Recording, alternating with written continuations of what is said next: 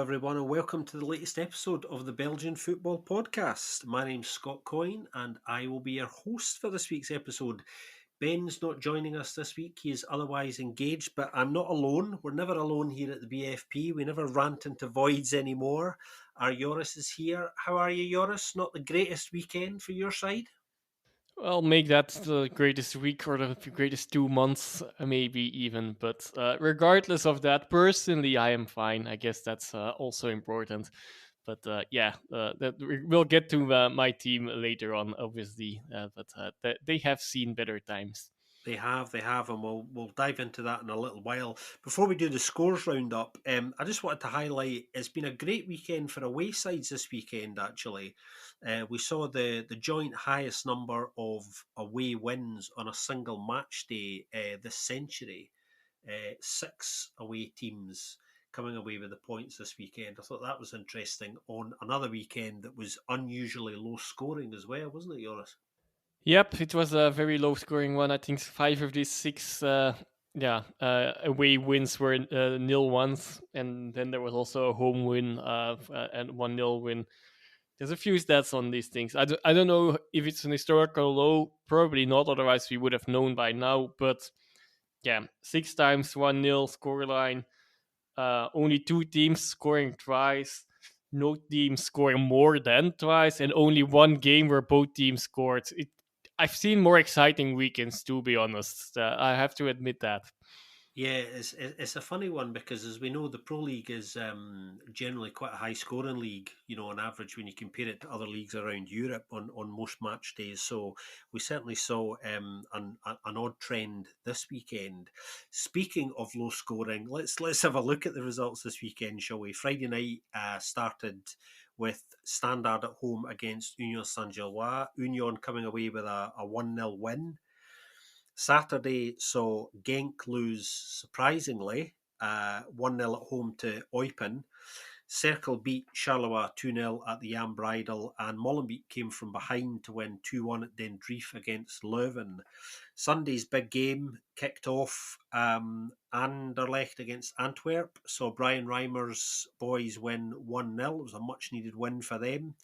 In the weekend's other games, Mechelen lost 1-0 at home to Ghent.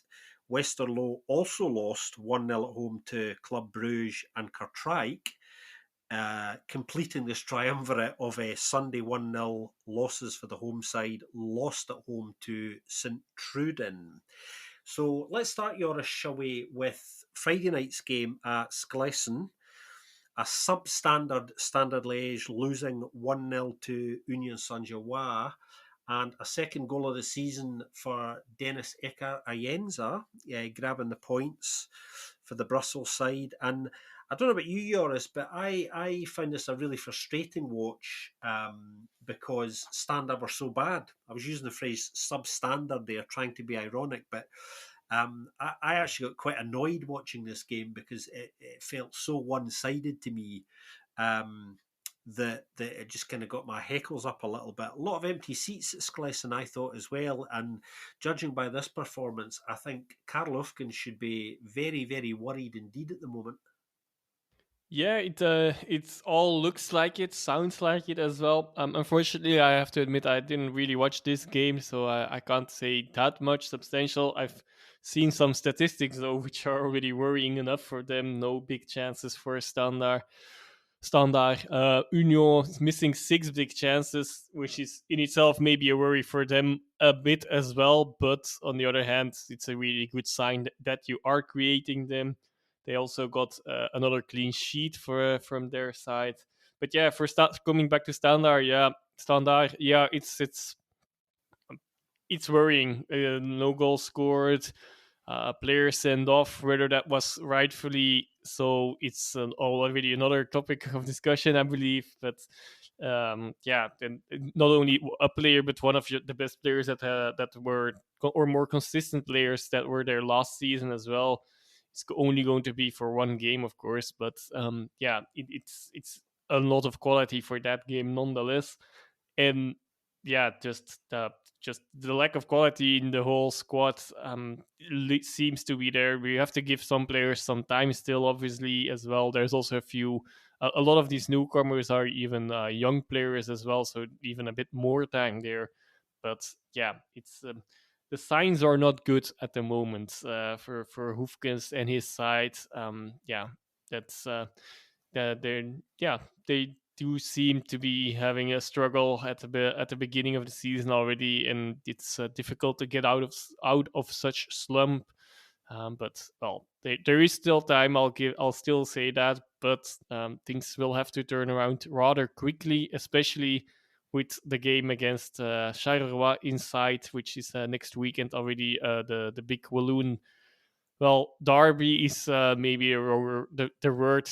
The Walloon clash maybe is a better word because there's not that many Walloon teams inside the Belgian Pro League, and whether it's really a derby, well, that's another topic. That's a topic that people can discuss over for a long a while.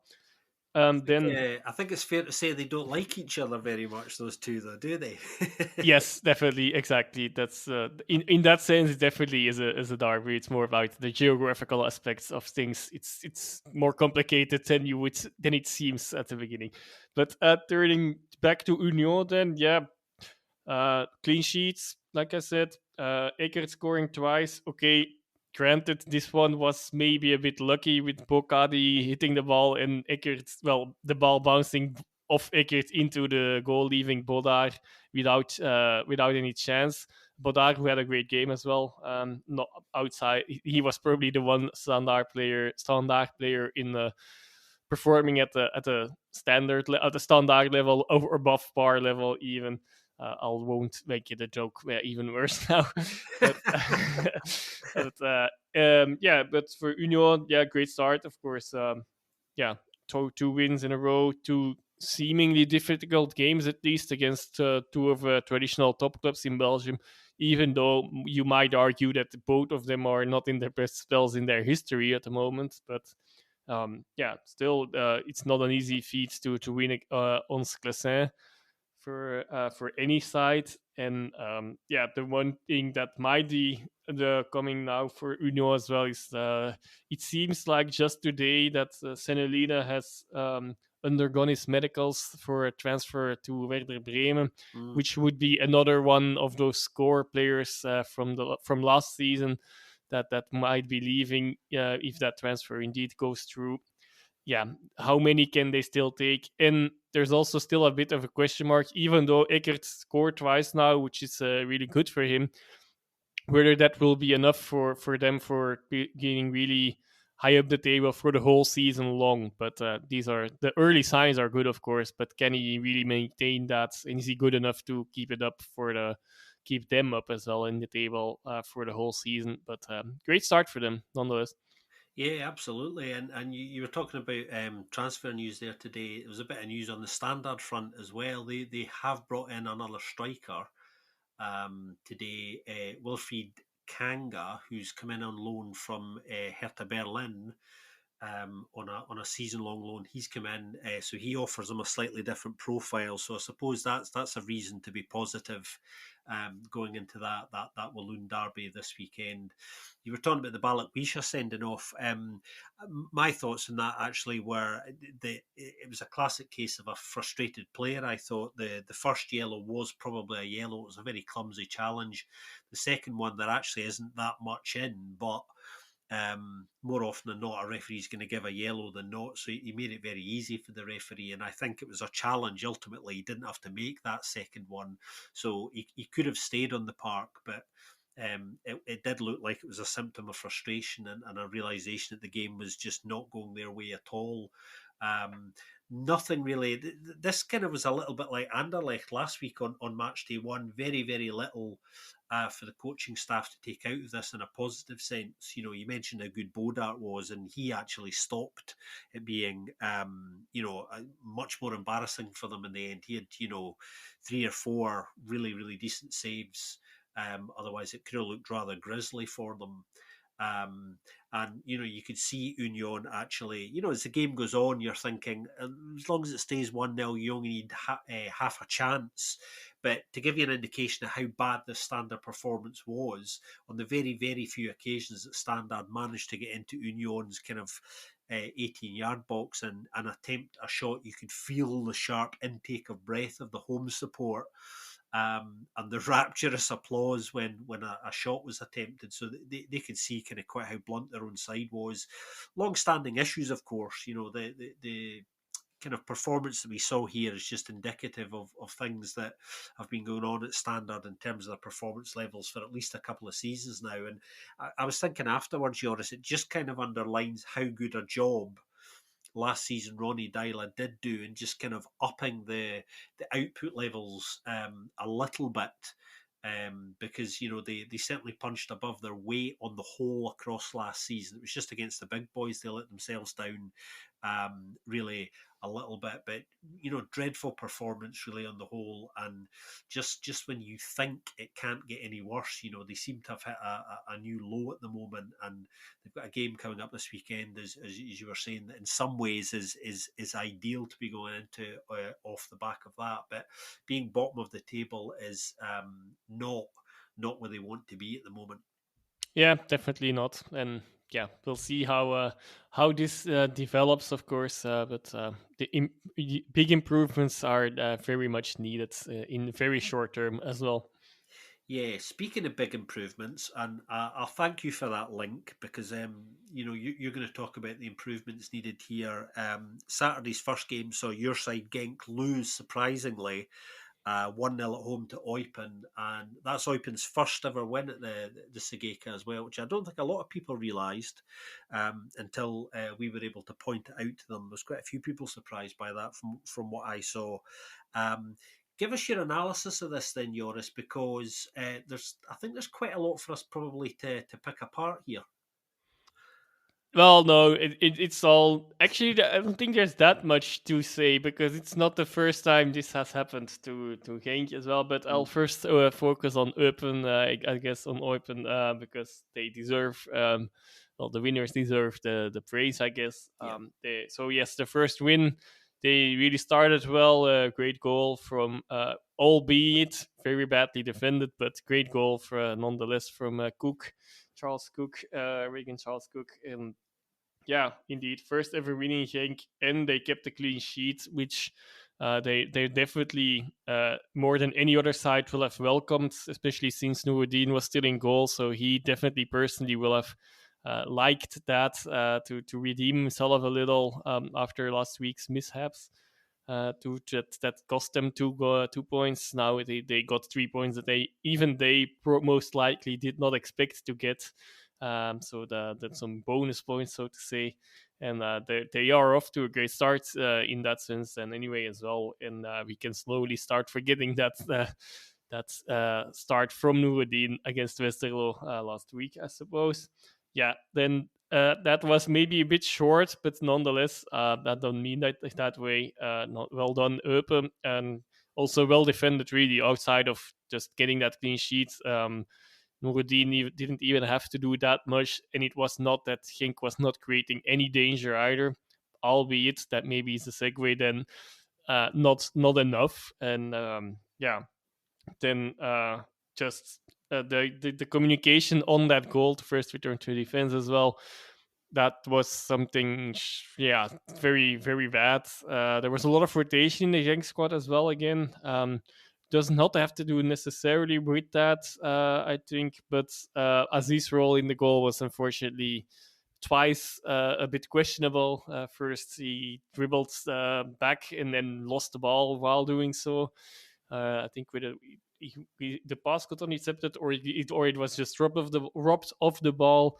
Until then, in the end, yeah, there was some miscommunication. The cross came, and Sadiq and Aziz were, yeah, their communication was not right there, and that left Charles Cook really free to have that header, of course, as well.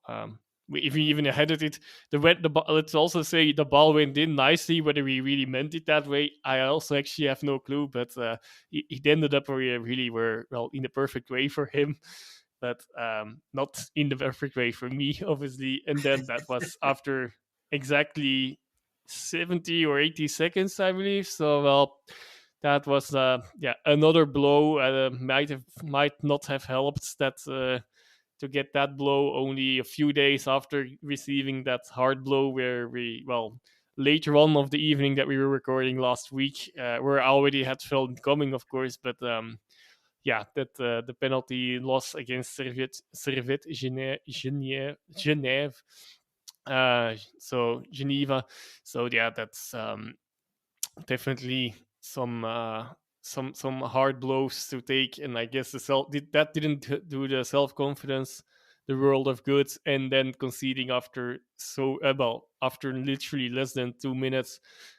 That definitely did not put them on the right track, and unfortunately, in both games there was a bit of the same pattern. A few phases of bad defending, which cost them at the one end, and at the other end, yeah, just not enough firing power, not enough, like to say, how to, not enough courage to take the shot sometimes, and some indecisiveness up front. Despite that, there were a lot of shots. There was a big chance, or a great chance, from Bilal Kanous, who had a, yeah, who made his way through the defense and then placed the ball just at the just not in the corner but against the post, so a bit too much in the corner, so to say, maybe, then, so to speak. But yeah, nonetheless, not enough concrete danger in the first half. And Nuruddin didn't even have to catch the ball, even though there were, I don't know, remember the exact amount, but something around 15 shots or 17 shots even already from Genk, among which that one against the post, which was the real, that could have changed the tie, because as well, yeah, it was still quite early. It was still in the first 15 minutes. If that would have been the equalizer, the whole game might have panned out differently. But yeah, and the one thing that I do think, the one rotation where I think it might have made a difference, although I do understand it, because Tolu Erokodai had played the 120 minutes, 130 minutes in total, I guess, even with so much time included, against Geneva, and he was quite. He was already suffering a bit of from cramps and so on. So I guess he was not the freshest one to put in back in the starting 11. But there's another nail that I'd like to hit, as always, hit on the head, and that's yeah, where is that second striker? Last week I was saying so was decent. This week, sadly, not really. And also, it's not necessarily even aimed at him, but it's more the type of striker. Yeah, he is fast. He's paced, but yeah, against a well organized block in defense, then yeah, that quality is actually void. You can't really use it, and that showed as well, which is part of why the danger was not really there.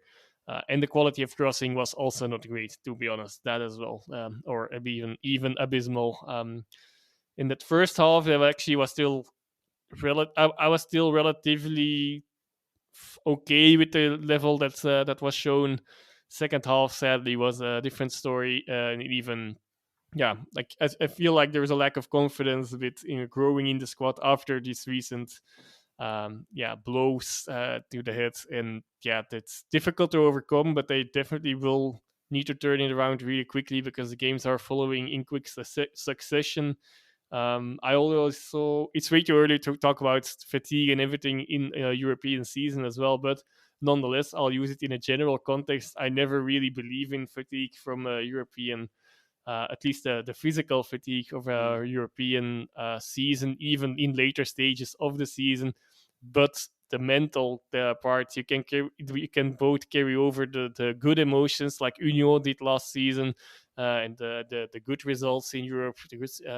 Yeah, that keeps you in a flow, and sadly, I also feel like that's also works. That's the part where the European football can hurt the most as well. Like this kind of results, and unexpected results, really, against teams like Geneva. With all due respect, yeah, and after playing against, given how that game panned out, with being 120 minutes, like, playing against 10 men, as well. That does definitely play a part. And although I do feel like maybe even the hand and injury in because that led to that red card might have impacted that game more, and definitely it will have impacted the game against Eupen and probably the upcoming weeks until he is back as well, a bit more than anticipated. I suppose not that they're again not against any replacements of it, but just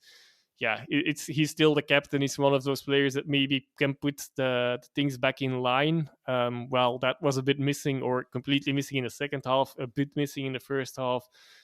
Some yeah straight clear line and the real communication as well. Again, I guess so.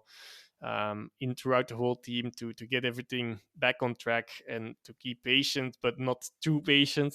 That's a thin line as well, of course, to follow.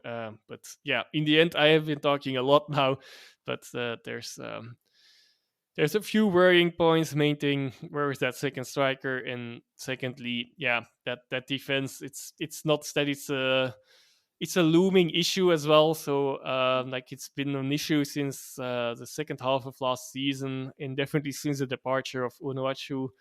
And yeah, both these things seem to be aligned a bit. They're still creating relatively a lot, but nonetheless, yeah, not enough threatening things. But Mm. they also miss a striker who can do a lot without.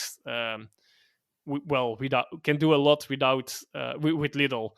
Um, Not and that can be maybe Alcadare, but he can't play all the time, which is then the underlying issue there and the big question mark there.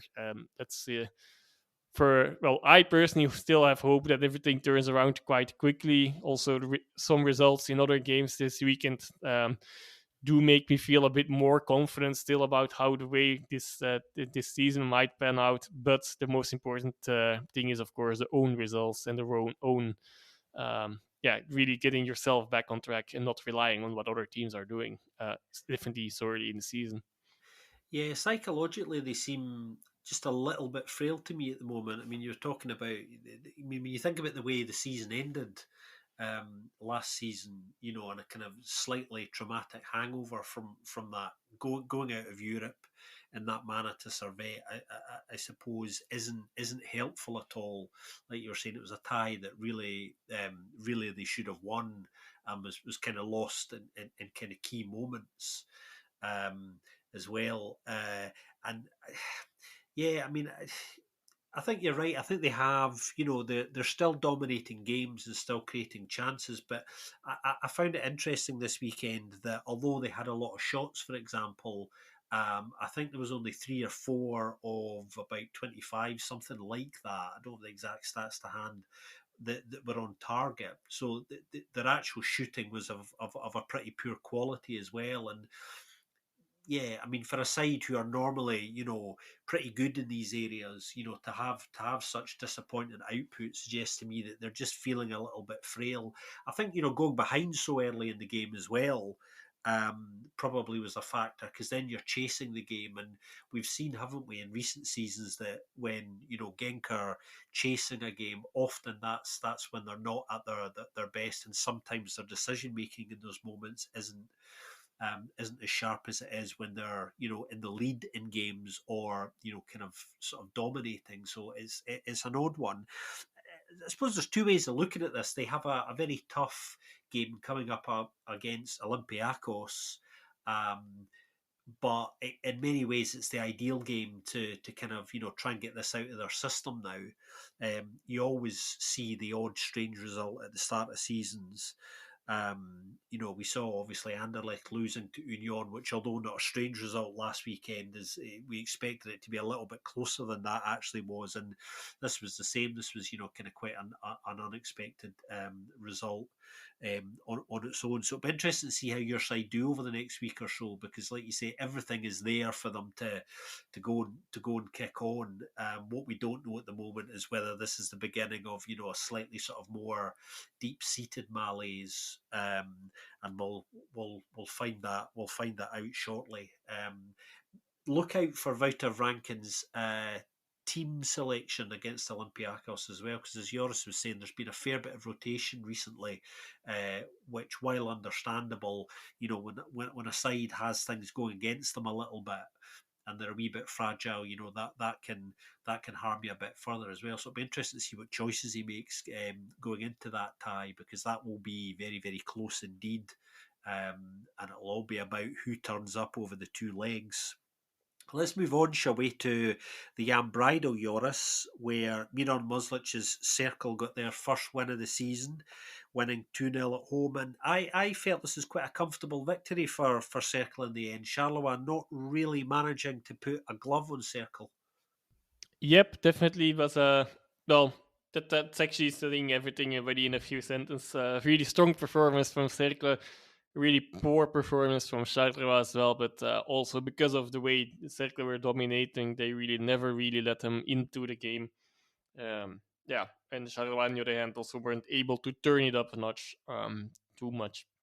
Yeah, yeah, and yeah, Cercle Brugge getting a clean sheet, also good, of course, and their first goals of the season that will also have lifted their spirits for sure.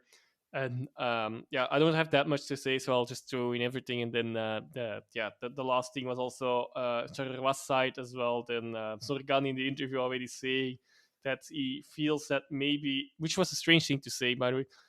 He feels that it was maybe the focus was already too much on Standard next week, and yeah, well, now he put a lot of more pressure on that game from Charleroi side, I guess, as well. If the results themselves already did not do enough for that. Yeah, I thought this was an interesting game actually, because Felix Mazu did highlight afterwards, how unhappy he was with how his side started the game. He thought they started far too slow, and allowed Circle obviously to get into a rhythm and to dominate them. And we know, because of the way Circle play with that high press and that aggression, forcing mistakes.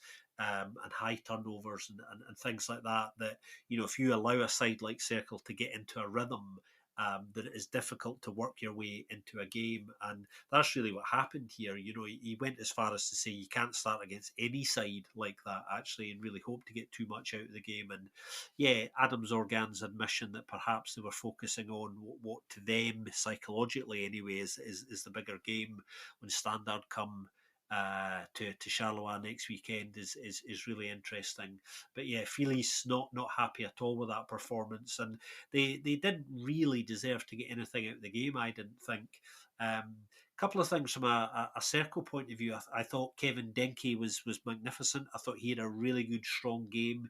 He's come back into his own after a period, particularly in the tail end of last season, where he was benched a fair bit, and obviously with Ayazi Oida going to Feyenoord recently, Kevin Denke's kind of become the main man again, as he was before Ayazi arrived, and has very much slipped back into the role that he had before. Although they did form a really effective partnership, actually, they did work very well together. But yeah, he had a very strong game, and Charleroi really, really struggled to cope with him, I think.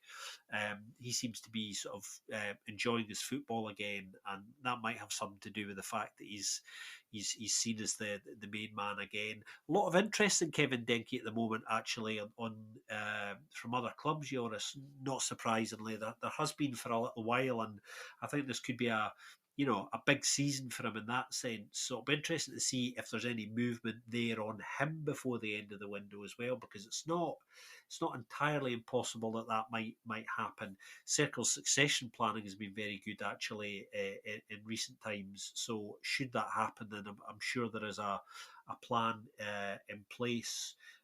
Another player worth watching out for, because he's always worth keeping an eye on, who I'm a big fan of is Yanga Boho. I think he had a decent game again, becoming an increasingly important player for Circle. Now that Dino Hotic has left as well, he's a really interesting player, and one that I enjoy watching kind of quite a lot. But yeah, kind of quite a straightforward win for Circle, this one.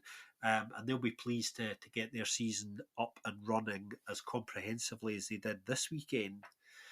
The final game on Saturday was at Denreef. it was Leuven 1, Molenbeek 2, Joris, and Molenbeek are off the mark. And I really enjoyed this game, actually. It was a really keenly contested game between these two sides. And we were speaking last week, the three of us, Joris, about how Molenbeek were going to have to compete with the sides that we expect to be in and about them. And Leuven are one of those sides. And I suppose what we've learnt from this, if anything, is that they can compete with those sides because they were pretty good throughout most of this game. And I thought they actually deserved to win, although they had to do it the hard way by coming from behind. Yep, the numbers also seem to indicate that as well, with 2.22 xg, with a penalty included, of course, against 1.32 for Leuven. A bit less shots, but more shots on target for no, or around the same shot, around the shots on target, but also three big chances missed. That's we might have not gotten a really big xg, but really big chances anyway. But for Molenbeek, definitely a really um, good win, the win they needed as well. That combination, Mercier Biron, that was also one thing we highlighted like last week already. That could prove important.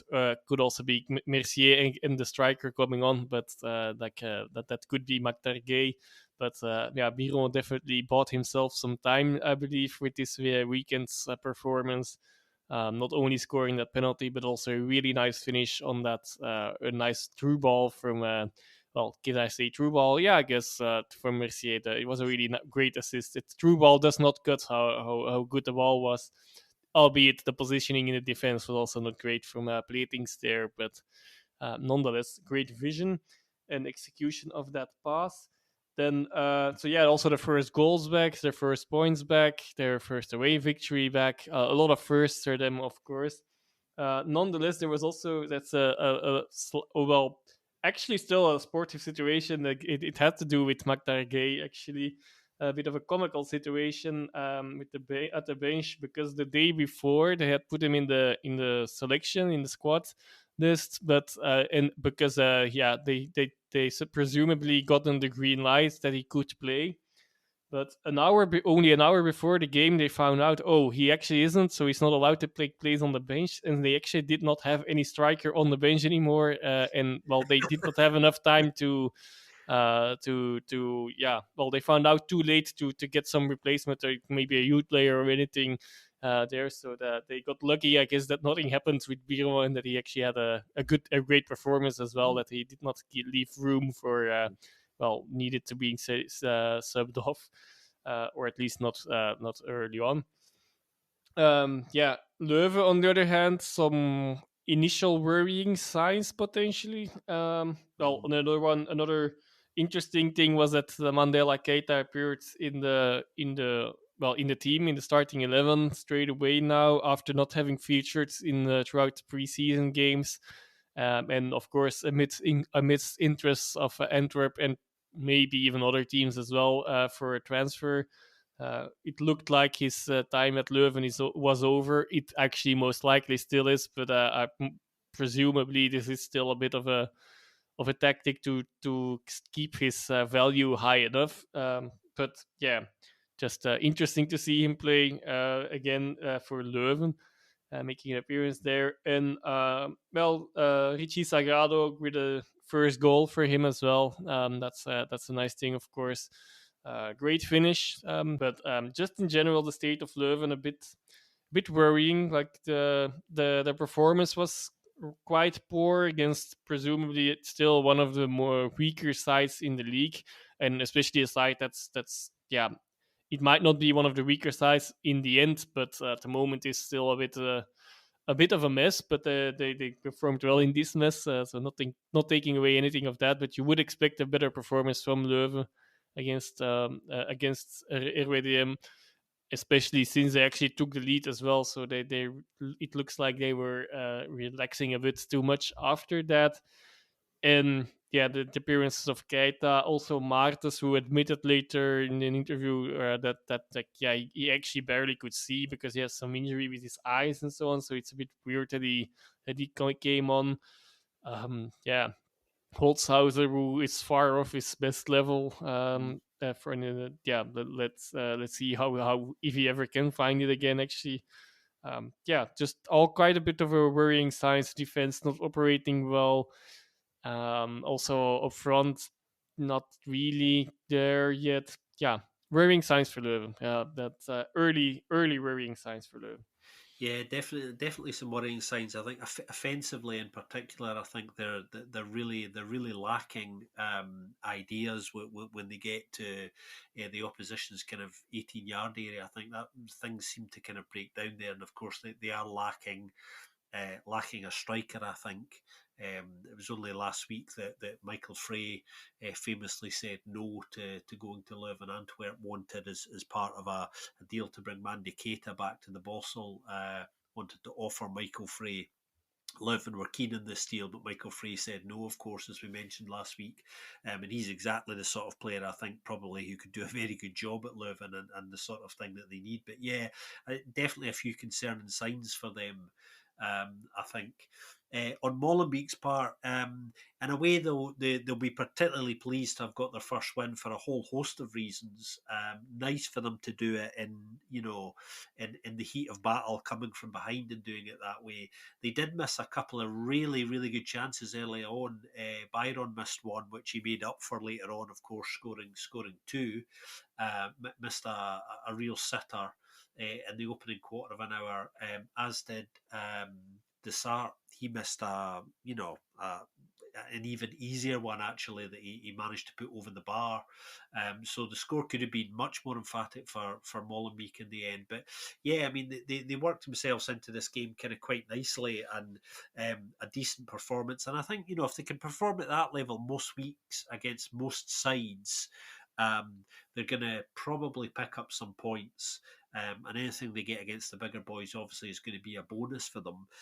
So it's very encouraging for them this early to go and get an away win from behind, as I was saying, against a side that is we expect to be in and about them. So yeah, a good week for the side from Brussels, and they hope to take that momentum into next week. So Sunday, Joris, Sunday opened with a big game, which it normally does. Brian Reimer's Anderlecht at home to Mark van Bommel's Antwerp. And I actually only saw half of this game, and it was probably the half that wasn't quite as good. So it's just as well you saw the second half. Brian Reimer's men managing to win 1-0, a much needed win, and a first Pro League goal for Casper Dolberg. Yep, you chose the wrong half to see. That's the a I very definitely did. uneventful game. But to be honest, that could still be said about the whole game. I believe the second half was not much better, but there were a bit more events. But nonetheless, just in general, a poor game from both sides. Yeah, and Dolberg indeed, that was one of my points. Well, it's an obvious one indeed. Scoring his first goal must do his confidence some good, even though, regardless of it being from the penalty spot, yeah, still getting off the mark is really important, of course. And actually, he also said the other thing I noticed, a very much needed win for Anderlecht, because the pressure was already really on. And yeah, that's it. That's good for Anderlecht that they got that win. Leone playing well in midfield is another part thing I noted. In as we also know that especially last week their midfield was quite the worrying part of their side. Well, more than one part is probably worrying, but that's where they lacked something, and he filled in part of their issues. Like he managed to do something about some of those issues. Antwerp, on the other hand, yeah, uneventful first half. We said, well, they had their first shot, so the first XG points, expected goal points, in minutes 53 of the game. That actually also says it all about how uneventful it was from their side. And before the penalty, Anderlecht's the XG was also not high, but there was something. They had tried some attempts far off like this, but yeah. Also, they still have not actually scored. Well, no player of Antwerp has scored a goal, which is quite worrying for a champion as well. Well, last week they took the win through an own goal, of course. Yeah. Not necessarily something to really worry about that that's an own goal, but more the sign that they haven't actually scored in 2 games already. Well, now that does not exude confidence. Um, and yeah, Alden also, yeah, that Janssen really had he had a sitter in this game as well. Yeah, that's it was a bit of a comical situation where Vertongen hit Leoni while trying to, well, while shooting the ball away from defense. And it ricochets back to, was it Ekkelkamp, I believe, who brought it back to the front, in front of goal, where where Janssen really just had to tap it in, but somehow it did. He reacted too slow, or he did take it with the wrong foot, so not. Was it his left foot? Well, not the foot closest to the ball to tap it in, but that gave Sardella the time to, even though Janssen got the shot, to block that shot, even if it was like literally 1 meter, 2 meters before the line. Yeah, that was a great save, I suppose you can say, from Sardella there. Also, a more general thing, it looks like Anderlecht is really a bogey team for Antwerp. Even Mm, last season, yeah. they did not win against them. And not only, it goes further than that. It's now 5 games in a row that they have not won. And in most of those games, Antwerp also have not scored. So they really yeah, so they are waiting for some goals against Anderlecht. Last season, it was twice 0-0 in those games. Yeah, I was going to ask you actually about that moment right at the end of the game where it looked like Jurgen Ekkelenkamp had equalised for Antwerp. What did you make of that? Because I wasn't sure at first, and who does the header actually come off? That's the thing as well. Is it an Anderlecht head or is it off Alderweireld? Because if it's off an Anderlecht head, then it's an odd one. That I didn't see too much wrong with that really. It was off Alderweireld hit, and that doesn't matter anymore since the Yeah. new rules that also from the so Alderweireld hit it against, yeah, okay, the Anderlecht defender. I don't, was it Patrice, might be. Then it fell to Ekkelenkamp, but yeah, in that sense it might have been offside. It's still quite unclear to me. Like, it was really difficult to see from the images that we saw whether Vertongen's foot was like too far, but was still somewhere behind Ekkelenkamp. Whether Ekkelenkamp was just a few centimeters too far or not, that's yeah, difficult to judge. I guess I'll trust the VAR here. Yeah, it was interesting because when it was chopped off, the cameras cut to the main stand, and Sven Jaks, uh, Antwerp's general manager, was sitting, of course, beside Mark Overmars, who he normally is, and Sven Jaks was not happy at all. Actually, he was shaking his head.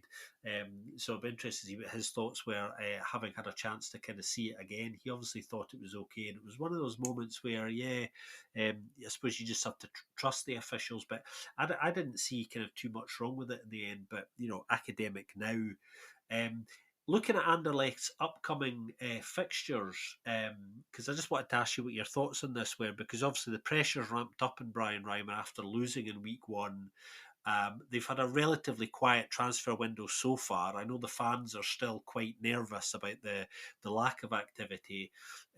Jesper Fredberg, Anderlecht sporting director, is kind of holding firm on his line, and they are following a number of files at the moment. So we definitely expect there to be some more movement before the window closes at the end of the month. But they've got some interesting games kind of coming up. They go to Steyr next week to play surprisingly high flying Sint Truiden at the moment. And then the week after, they're at home to Westerlo. And then they have a home tie against Charleroi. So there are some tricky games coming up. And there was a story this week that there wasn't very much made of really in the media, that I thought, okay, there's probably more to this than that was necessarily made of it. Apparently, the story goes that Brian Reimer was told, "Look, by match day 6, we expect you to be in the top 6. Otherwise, there might be a decision for the board to be made." So they were obviously very unhappy with the opening weekend last weekend, unsurprisingly, and I've immediately kind of told them that they want a marked improvement. Um, did you see? And here's the question: although they win this weekend, and it's a good win, obviously against what would be a title rival normally, although Anderlecht have been far off it in recent years. Did you see of enough of an improvement this weekend to suggest that um, if they continue to have a quiet window and don't bring in maybe three or four more quality players, that they could push for that playoff one spot at the moment? Short answer, no. But also, like, I don't really agree that they have the quiet window. In the end, they already did 6 transfers now, which is, Yeah. well, more than many teams, definitely.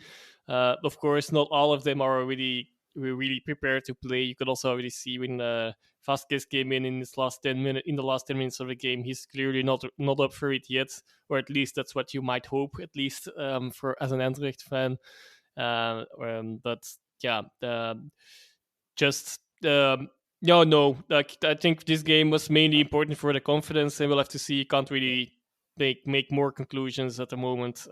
This was just a poor game from both sides. Then they won, which is important. Dolberg scored a goal, which is important for both the sides and the strikers' confidence. And yeah, the rest, it's really too early to tell. But it's not that the level of performance was so great either. Yeah, yeah. I mean, that's one of the things I was looking for this weekend, just to see if there was enough of a difference from week one. And although, yeah, completely agree with you. I think the main thing for them was just get the win from that psychological point of view, because it's difficult to appreciate how important that is, particularly when your opening weekend was as poor as it was. And you're right, they will add to that squad, and it's too early to tell too much yet. But for me, when I was watching it, I was thinking, okay, there's been an improvement, but they still need to go through some gears, I think, kind of quite quickly. So it'll be interesting to see, particularly with those fixtures coming up, because some of them are trickier than they appear to be.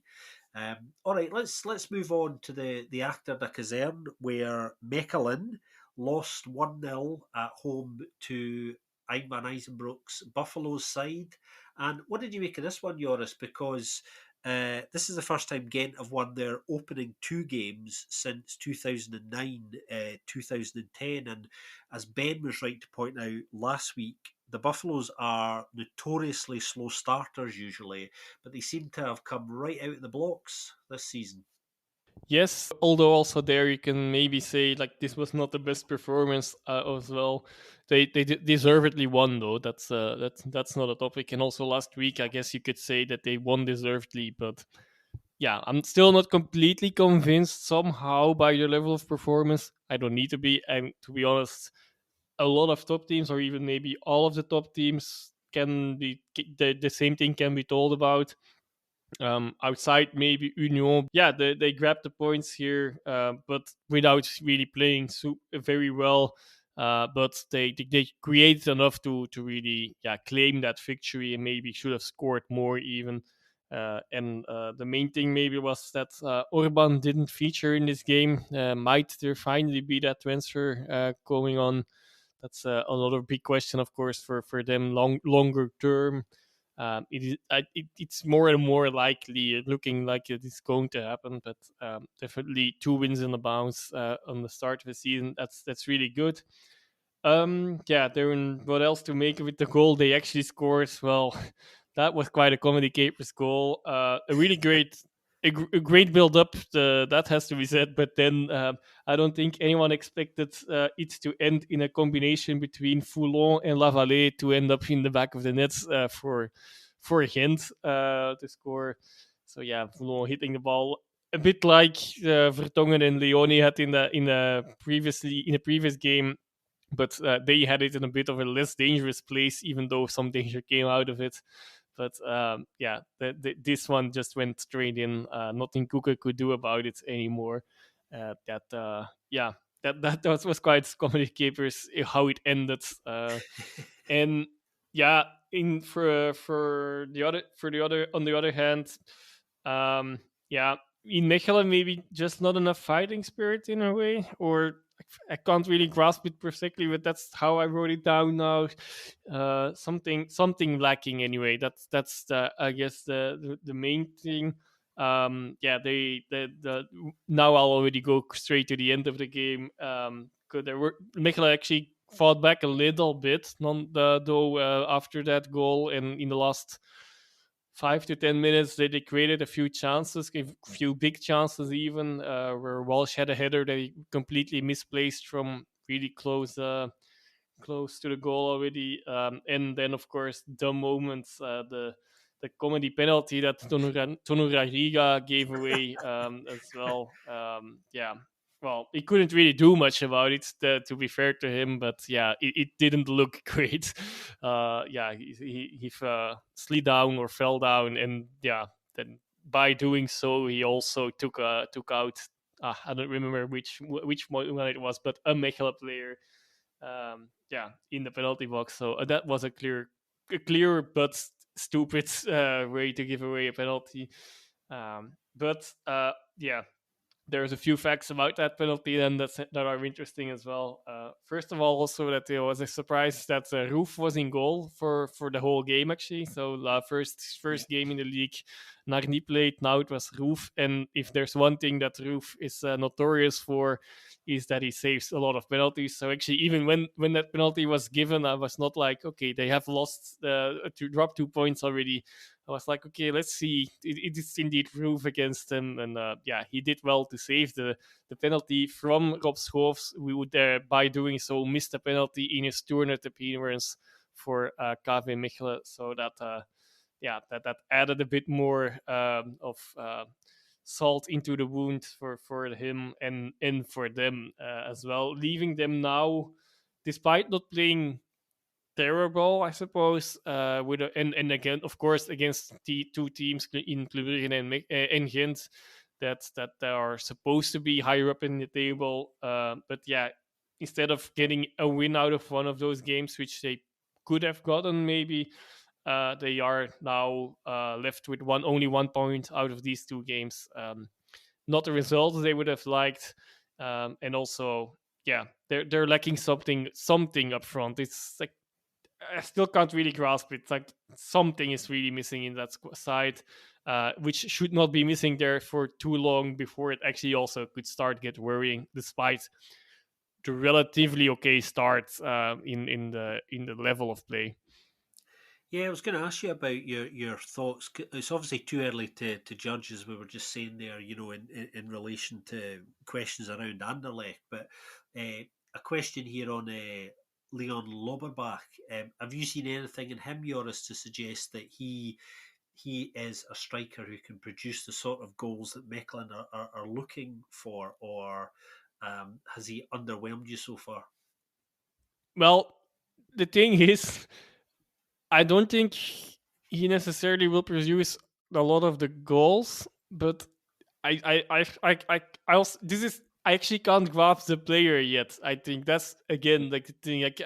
I don't think he's a real pure goal scorer, which maybe is what Mechelen needs. But Yeah, I'm not complete. I don't feel like he's completely disappointed either. Like he brings something to their game, but yeah, maybe these goals would have been more important for now and for a team like Mechelen throughout the season.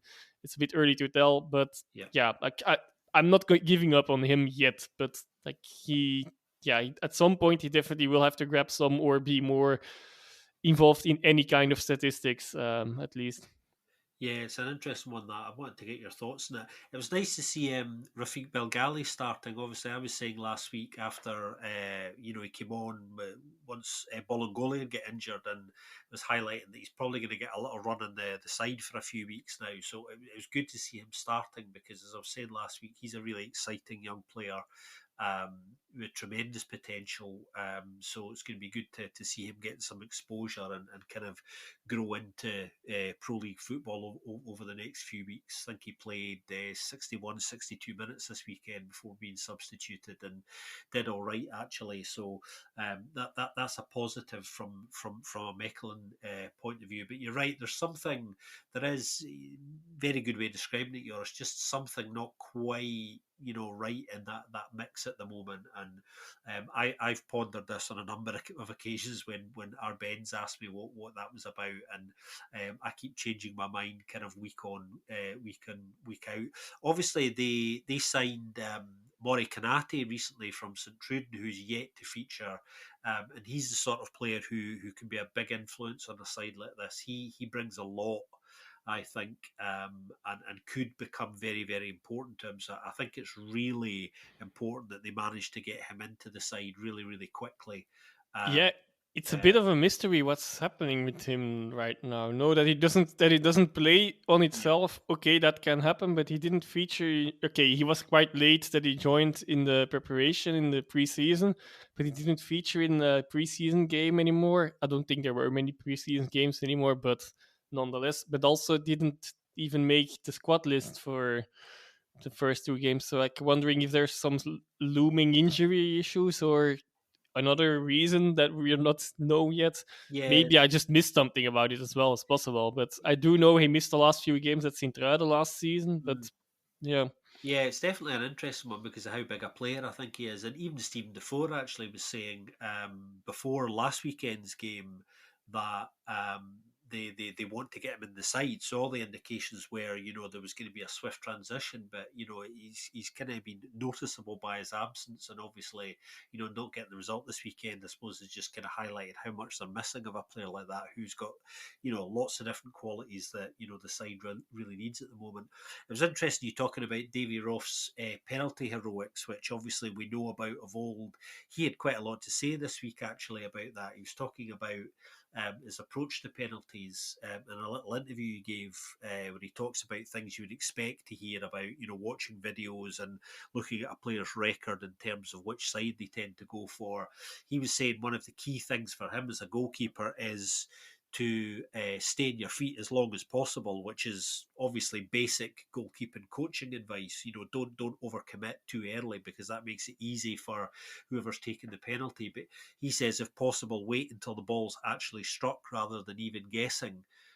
Because that gives you a greater chance, and he felt that he had the measure of Rob Scoof's, which ultimately he did, of course, to secure those points. And you're right, exactly. When the penalty was awarded, I did think this isn't over yet because he was in goal. Immensely frustrating for Mechelen not to get away with a point, because although it wasn't the greatest performance in the world for them, I think they probably would have taken a point in the end, particularly considering Ghent are pretty decent at the moment. And you mentioned Gift Orban, who not only didn't get any game time this weekend, he also didn't get any game time in Europe as well recently. And he's not been particularly happy with that. So although the transfer rumours are rumbling on, I think he still wants to be playing. And I find it interesting that Big Hein, when asked about that after the game, did say, "Well, I don't have to explain everything." He's quite forceful in his answer there. So, that suggested to me that maybe he deliberately chose to leave him out because he didn't feel his mind was kind of 100% on the game. And of course, if it is a transfer that's edging closer, then obviously he doesn't want a player potentially getting injured as well. So there's a range of factors that play into this that mean he's not featured for a couple of games. But an interesting little side story to all of that.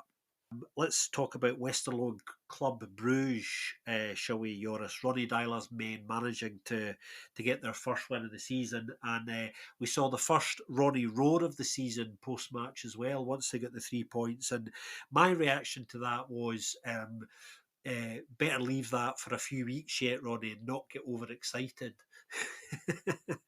yeah. Well, it was a probably it was despite being a nil one, it probably was the most exciting one of all. The Club Brugge played quite well, to be honest. the main thing was that it was only one that they scored. Their six big chances missed. That's a lot. 3.27 xg. So yeah, well deserved victory. Really dominant display from them. It was not all perfect or good either. Well, not in the least. The finishing there, Thiago scored and scored for the second time in a row, but that's really only looking at the numbers. He probably should have gotten a few more already. Not probably, he definitely should have. So I'm not completely convinced by him yet, but of course, nobody will mind if he keeps scoring at a rate of 1 goal per game. But yeah, expecting a bit more nonetheless. Yeah, really dominant display. 20 shots, eight on targets. Like I said, six big chances missed. I believe twice the bar hit as well, and so on. So yeah, really good performance throughout most of the game from Club Brugge. Not everything was perfect. That's what I said before, because they gave a lot of space away for Westerlo to counter. But that's my point on Westerlo. They did not play them out well enough. They could have hurt Club Brugge a bit more, especially also in the final minutes. They had their best spell, maybe even with a few shots and a few saves to be made, and also in the first half, the counters that they did not execute well enough, and yeah, they wasted the chances or the opportunity or the opportunities to get a chance there anyway. And yeah, the last week Bolat was not really in great form, but despite the loss this time, yeah, he this week he definitely was up to the standards, and yeah, he redeemed himself, I suppose, despite losing, but that was definitely not his fault. He had a few cracking saves, and yeah, that's good on him that he yeah, also like Nuruddin redeemed himself this weekend. Yeah, absolutely dominant performance from club, as you were saying. I completely agree with you. A couple of things I wanted to ask you about was what you made of Hugo Vettelson, obviously getting his first start. This is a player who is exciting lots of people, and I'm one of them. I get terribly excited by him. I think he's a great player. Could do great things. Could be one of the big players to watch this season. Hopefully, I'm not wrong about that. He's had a slightly slow start, actually. That's why I found it interesting. This was his first start, which I was kind of delighted with. But the other thing, from a club perspective, I thought Hans Van Aken had an absolutely fantastic game. I thought he was really good, actually, and often. Often he makes a very positive kind of contribution to club. As we know, he's almost untouchable, as we've described in relation to him being picked. Sometimes maybe he doesn't justify it, but that's just a personal view. But I thought he was really good this weekend. Had a really effective game. Contributed a lot, obviously, assisted for the goal, but also offensively as well. Had a few shots, some great line breaking balls. Really strong performance from him. And I think he enjoyed himself this weekend. There's no doubt about it. Westerlo, I think Westerlo will be all right. I think they've had a disappointing start to the season, but I think we'd agree, Joris, they've got enough about them, not to be too worried at the moment. Yeah, they have to grab some points, obviously, to not make to make the start really a missed one. But regardless of that, yeah, can't really judge him on this game where their opponent is so dominant. But yeah, just wasted a few chances on the break. But yeah, can't. This is not a game that they would have expected to grab all points. Even though I have to admit, of course, last season they did not lose against Club Brugge. So that yeah, then this time they did. So that's not great. But either way, I think it's easier to bear a defeat when it's this clear that you were the lesser side, even though, well, because of the opponent not being able to kill the game really. You're in it, and you in the end almost are able to grab a point still. But yeah, the still room for improvement. But indeed, I'm not too worried about them yet. That could still change, but I think they have enough about them to not be worried in the longer term. Wherever they will end up in the table in the end, that's another question. But yeah, I don't see any real danger for them yet. Yeah, likewise, I agree with you about that. Speaking of being worried about sides, let's move on to the final game of the weekend, which was at the Guildenspoor and Kortrijk losing 1-0 at home to St Truiden, high flying St Truiden as I was calling them earlier, because they've now won their opening two games as well, Joris, and it's the first time they've won consecutive opening games to a season since 2015-16, and I don't think many of us really saw this coming. It's interesting because some of the St Truiden squad have been talking this week about how the atmosphere in the camp is very good at the moment and how they're enjoying training. So it does seem as if new T1 Torsten Fink has, kind of lightened the atmosphere around the place, and just that little shift in attitude and approach of a new face has really kind of stirred things up in a positive way for them. And although this game was actually quite close, really, um, you know. Binky's boys managing to get the win, and it's really nice to see actually, a side kind of happy. Sides always look happy when they win, but the real joy you can see in that St Truiden side, both this weekend and last weekend after the win, was really really interesting. I think it was quite extroverted, you might say. In a way that you don't expect to see, and that tells me that what some of the players were saying this week about the atmosphere being quite good is clearly the case as well. And we highlighted last week, particularly Ben did, about how surprised he was about early indications of a slightly more expansive style of play. um, seems to be the case. Um, some interesting performances. Obviously, Abubakar Koita playing the majority of the game. Coming off in stoppage time again after winning the game for them in week one. And I suppose another big bit of St Truiden news while we're on them is they've brought a new goalkeeper in, of course. Which does suggest that Daniel Smith might be heading out shortly. But yeah, new Japanese goalkeeper came in, who's very highly rated indeed. So it'll be interesting to see kind of how quickly he might feature if Smith does leave. But they've certainly covered their bases there. Kortrijk, on the other hand, for me, just kind of not quite good enough. I think again is what I would say. Struggling a little bit to kind of create enough. Much like Leuven, actually, they remind me of Leuven.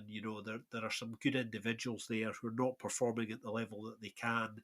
A bit of uncertainty around the club as well. Um, a bit of business still to be done, I think, there on Ed Still and the recruitment team's part there. Interesting to see Lars Montegni's getting his second successive start. We highlighted him last week. Um, still only 17. Lots of promise there. So it's good to see that he was able to maintain his place. Played 66 minutes, I think, 66, 67 minutes this weekend. So I was pleased to see Ed still kind of maintaining faith in him. But yeah, they much like Leuven, I think, I do worry about them a little bit offensively with some of the players they've lost. And I'm not personally convinced, just because his record doesn't suggest that anything's going to change anytime soon, that Felipe Avenatti is the man who can score enough goals to really, really help them ride the wave this season. Yeah, that's definitely something that they will need at the moment. I actually have not written down anything about Kortrijk, though that says a lot, I guess. But okay, also because I did not really watch this game, a lot of this game anyway, just saw some bits and pieces. Looks like it was actually quite an even game. Ball possession was 51% to Kortrijk, so 49 to Sint Truiden. XGs are quite close as well, but Sint Truiden had a lot more shots, both on off target and on target. 14 off target and 4 on goal, which is not an overwhelming number either, but more than the one shot on target that Kortrijk had, which says enough about their game, I suppose.